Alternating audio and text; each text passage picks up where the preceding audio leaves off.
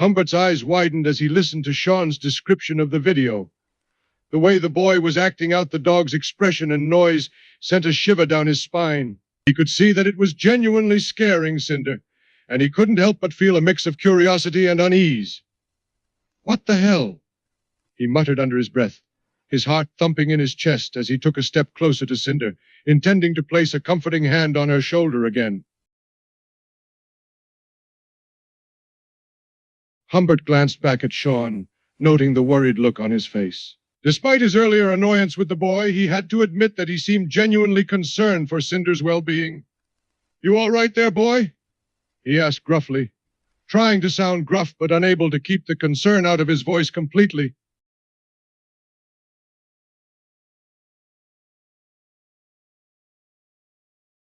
Humbert's mind was racing as he listened to Sean's explanation. The whole story was bizarre and unsettling, and it left a sense of unease in the pit of his stomach. "So, what you're telling me is that some freak show of a video just appeared out of nowhere, scared the crap out of people, and no one could explain how it happened?" He glanced back at Cinder, seeing the fear and shock on her face. Humbert scowled as he shook his head. "More like a damn nightmare." He reached out and placed a comforting hand once again on Cinder's shoulder, trying to soothe her worry.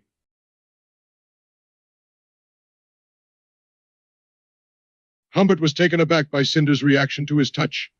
He withdrew his hand, hurt by her cry and the pain in her voice. "Cinder, what's wrong? I'm just trying to help," he said softly, his voice filled with concern. He couldn't understand why she was so scared and why she didn't want him near her.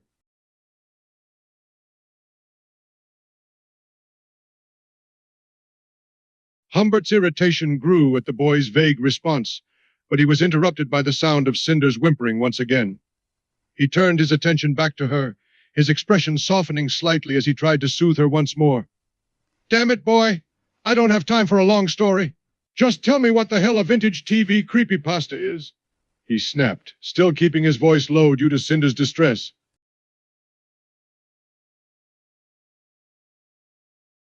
Humbert spun around as he heard the sound of Sean running out of his room. The boy's panic and heavy breathing sent a pang of worry through him.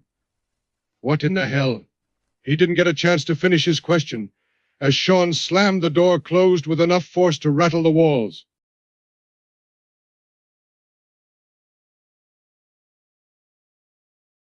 Humbert's eyebrows shot up in surprise at Sean's exclamation.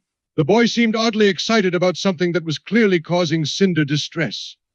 He looked back at Cinder, who was still shaking and whimpering in fear, before turning his angry glare back at Sean. "What the hell is wrong with you, boy? Cinder is scared spitless, and you're getting excited about this?" he snapped, his anger rising again.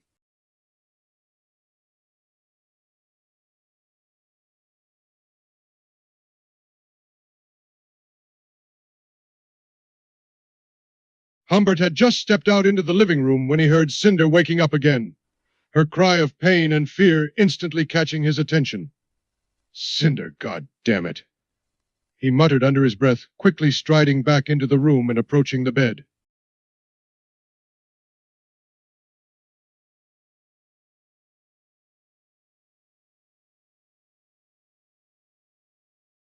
Humbert's heart ached as he listened to Cinder's pitiful whimpering.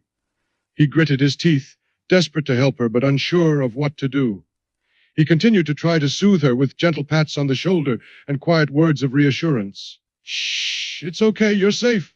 I'm here, you're going to be all right," he repeated, his voice thick with worry.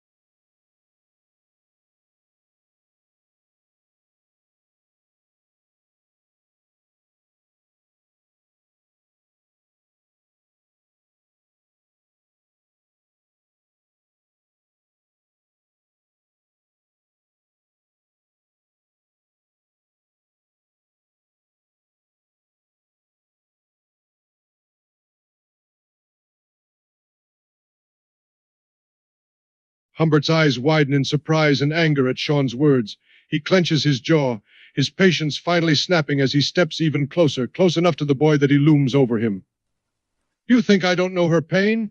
You think I don't care about her? That girl has been my responsibility for years, practically my own daughter. I've spent my life protecting her, caring for her, making sure she's safe and happy. So don't you dare assume I don't know her pain.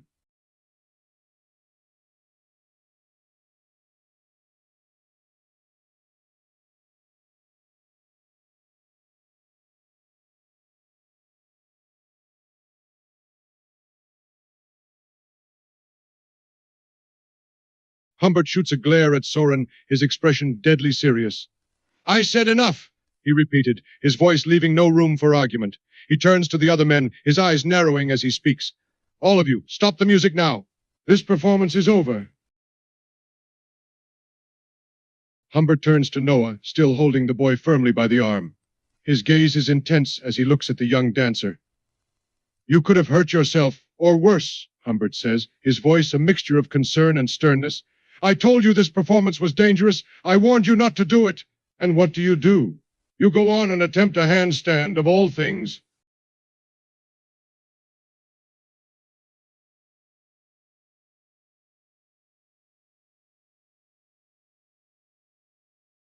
Humbert's irritation turns on Ron immediately, his eyes flashing. And what precisely did you know was going to happen? He snaps, his voice sharp and curt. Enlighten me.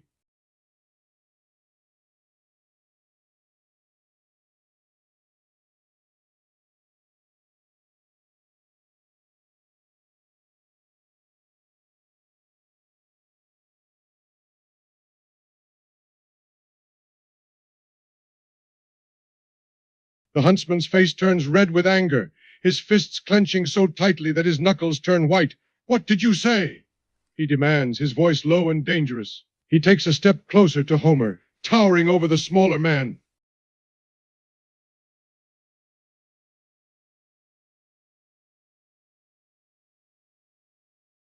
The huntsman ignores the whisper, his attention entirely focused on Homer. You think you can talk to me like that and not suffer consequences? He growls, his voice a dangerous threat. You think I'm just going to let it slide because you're too foolish to keep your mouth shut?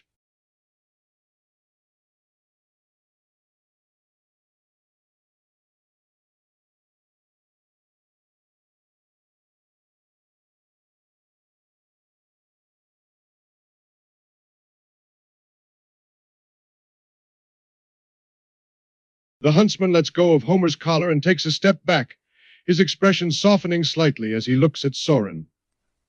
Being the huntsman doesn't mean I go around killing everyone that pisses me off, he explains, his voice a little weary. Believe me, I've been tempted a few times, but I've managed to restrain myself so far.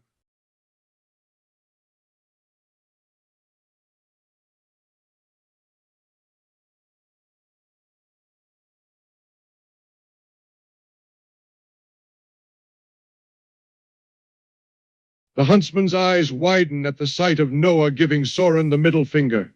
He takes a step forward and snatches the young man by the ear, giving it a slight but firm tug. Noah! He barks, his voice firm and disapproving. What have I said about that kind of language and behavior?